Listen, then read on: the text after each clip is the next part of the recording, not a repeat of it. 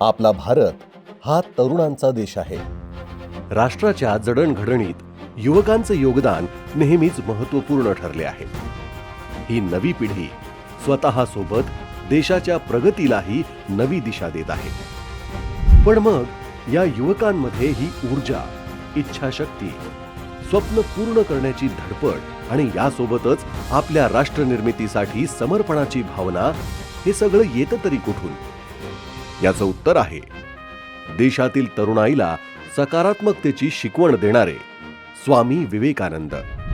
परिस्थितीचे गुलाम झालेल्या कमजोर देहांमध्ये प्राण फुंकण्याची ताकद स्वामी विवेकानंद यांच्या विचारधारेत होती.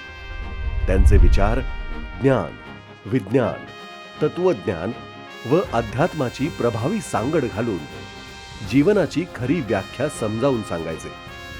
ते तरुणांना उद्देशून नेहमी म्हणायचे, उठा, जागे व्हा.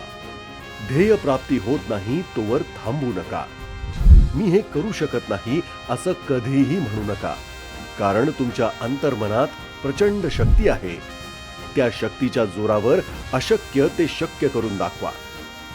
ध्यानात ठेवा, गती आणि वाढ हीच जिवंतपणाची लक्षणे आहेत. स्वामी विवेकानंद यांच्या भाषणांमधून मिळालेली ही सुयोग्य विचारांची शिदोरी आज आपल्या देशातील प्रत्येक तरुणाच्या भविष्याला आकार देत आहे. तरुणांचा विकास अर्थात स्टार्टअप इंडिया होत आहे. आपला देश समृद्धीकडे वाटचाल करत आहे.